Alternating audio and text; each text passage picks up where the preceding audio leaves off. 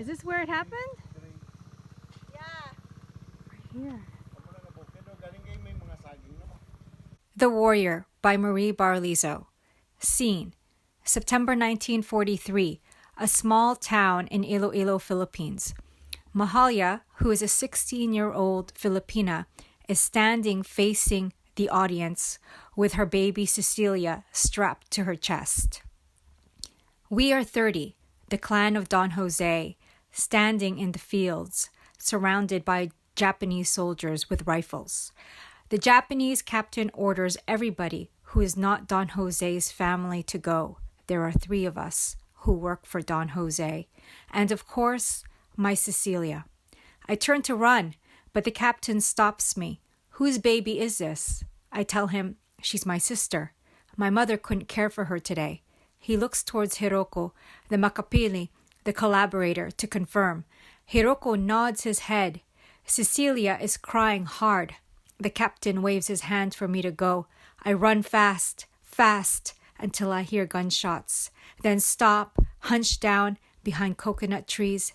Cecilia's crying harder. I breastfeed her. She stops crying. Don Jose's oldest daughter, Benita, 8 months pregnant, is kneeling in front of her father, who is tied to a coconut tree. The rest of the family is lined behind her. The Japanese captain pushes her head up to face him, takes his sword, and cuts her face. Cut, until her skin falls off. She is screaming for mercy. 2 soldiers holding her down. I am shaking. I can't breathe. I want to help. I should help. I can't help. How can I help? I want to run, but I can't move. Too scared. I'm a coward. The captain takes his sword and cuts Benita's belly open. There's so much blood pouring out of her. He takes the baby from her belly and tosses it in the air, then pierces it with his bayonet, splitting the baby in half. Don Jose pleads for him to stop. Benita is screaming louder. Then the captain cuts her head off. For a moment, everyone stops. To look, to stare, to grieve. Then hell breaks loose.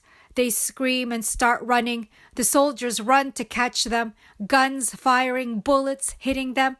The soldiers take their swords. One by one, they are beheaded. Bodies everywhere. The only sound I hear is Don Jose screaming. The soldiers cut Don Jose loose. They pierce a string through his nose and take turns riding him like a carabao. They ride him until he collapses and can't get up anymore. Then the captain takes his knife, skins Don Jose's neck, slowly going down. I hear his cries echoing in the fields. I don't want to look.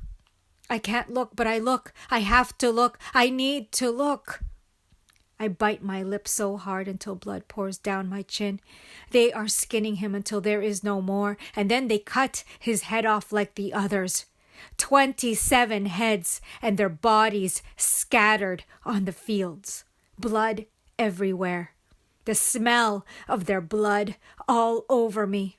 I run fast away back to the town where the houses are on fire.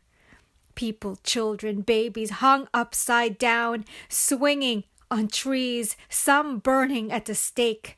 The smell of blood follows me. I run until I reach home, facing her, Nanay, my mother, who is fine. Our house, untouched, surrounded by burning houses. End of scene.